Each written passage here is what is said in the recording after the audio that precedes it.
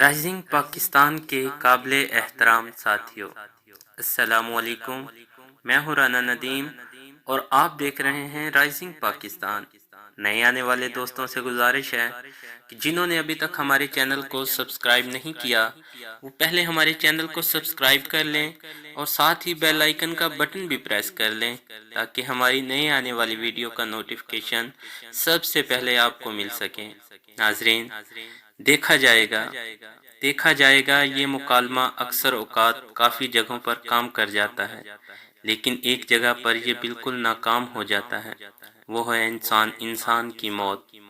اس پر آ کر انسان بے بس و مجبور ہو جاتا ہے اور اس کی ایک نہیں چلتی۔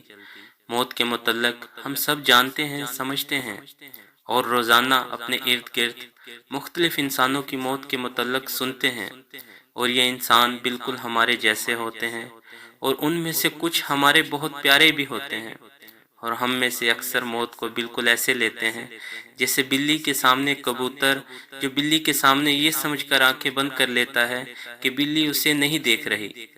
یقین کریں، موت بھی انسان کے ساتھ یہی کچھ کرتی ہے، اچانک آ کر دبوچ لیتی ہے۔ کوئی شک نہیں، ہمیں موت یاد آتی ہے جب کسی کو بہت زیادہ بیمار دیکھیں یا قبرستان میں کسی جنازہ میں جائیں اور یاد کی یہ کیفیت چند لمحات کے بعد ختم بھی ہو جاتی ہے۔ موت ہے کیا؟ عالم فانی سے عالم حقیقی کا سفر ہے۔ موت وہ پیالہ ہے جسے سب کو پینا ہے، اور قبر وہ دروازہ ہے جس میں سب کو داخل ہونا ہے۔ موت کے معنی ایک نئی زندگی بھی ہے، یعنی ابدی زندگی۔ موت کیوں بنائی گئی؟ آئیے قرآن کی زبان میں سنتے ہیں۔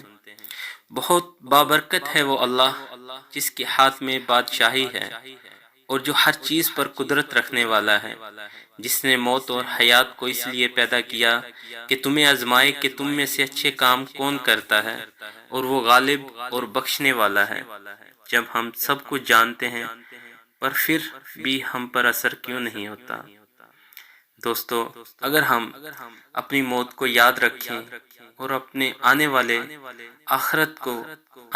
آخرت کو اچھے طریقے سے یاد کریں اور اس کے لیے تیاری بھی کریں، 5 وقت نماز پڑھیں اور اپنے اخلاق اچھے کر لیں، تو امید ہے کہ ہماری زندگی بھی سنور جائے گی اور آخرت بھی سنور جائے گی۔ امید کرتے ہیں دوستو آپ کو آج کی ویڈیو پسند آئی ہے۔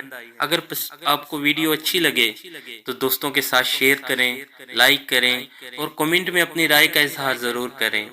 شکریہ۔